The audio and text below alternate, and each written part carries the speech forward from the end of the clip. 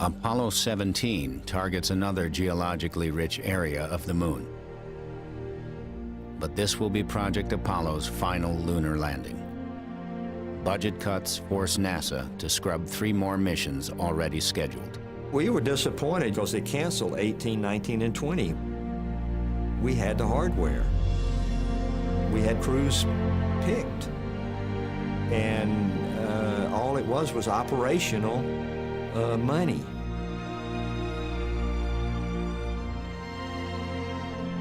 NASA wants the last moon mission to be their greatest. The landing site demands the first night launch of the giant Saturn V rocket.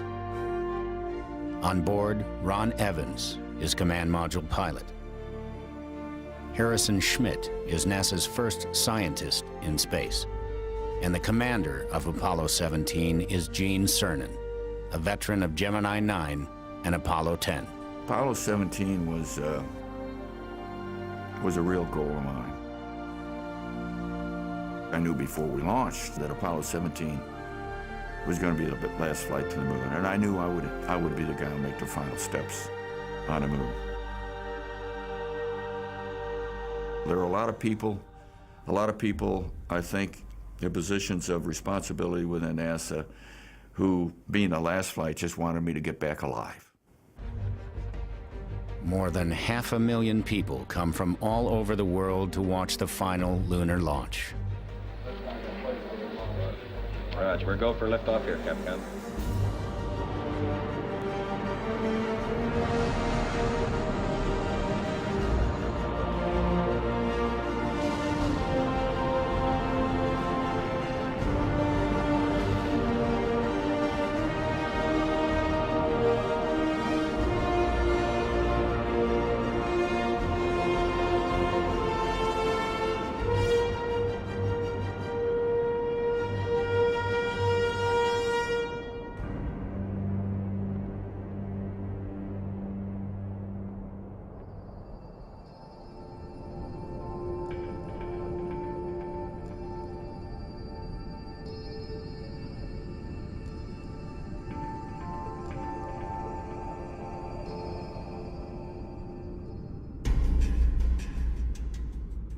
Apollo 17 is Eugene Cernan's second trip to the moon. On Apollo 10, he flew a lander to within 47,000 feet of the lunar surface.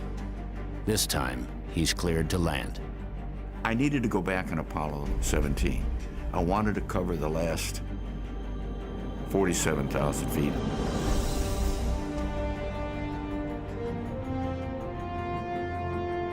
I've been to the moon, folks. I'm not going back again, not to land. And I think people knew that.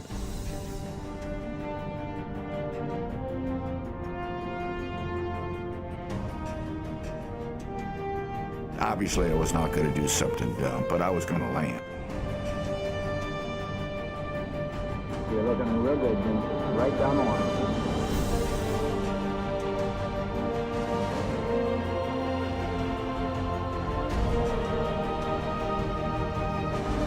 Stand by. 25 feet. Down at 2. Feels good. 20 feet. Going down at 2. 10 feet. 10 feet. Start contact. Stop push. Engine stop. Okay, Houston, the Challenger has landed. Eugene Cernan and Harrison Schmitt join an elite fraternity. Only 12 men have landed on the moon. As I step off at the surface at Taurus Littrow, we'd like to dedicate the first steps of Apollo 17 to all those who made it possible. Over the next 3 days, Cernan and Schmitt spend more time walking on the moon than any other astronauts. I was strolling on the moon one day. In a merry, merry month of December. May, that's right. May is the year of the month. A team of scientists monitors their work. Hey, there is orange soil. Well, don't move it till I see it. It's all over. Orange. Stop, hold it till I see it. I've stirred it up with my feet. Hey, it is! I can see it from here. It's Okay, now. orange. Let's think about this logically. You know, they're up against a constraint anyway, so they got to leave at a certain time regardless of what we got. We'd like you to leave immediately. Okay. My golly, this time goes fast. 3 years after Neil Armstrong became the first man to walk on the moon, Eugene Cernan prepares to be the last. When I crawled up the ladder, I knew I wasn't going to be coming this way again. And I just wanted to stop time. I wanted to freeze time.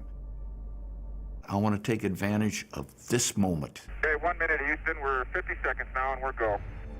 You're looking good here. It's only 11 years since Alan Shepard became the first American in space and John Kennedy challenged the U.S. to go to the moon. Now, Apollo 17 is the end of an era.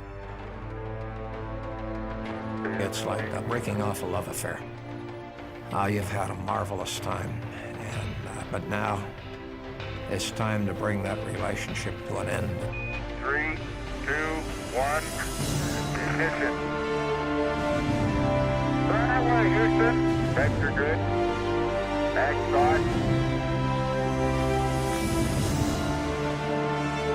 It's over.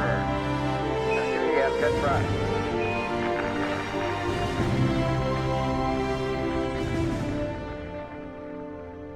Cernan and Schmidt start the long journey home. The camera on the rover will transmit pictures back to Earth for another 27 hours. The final images from man's last trip to the moon.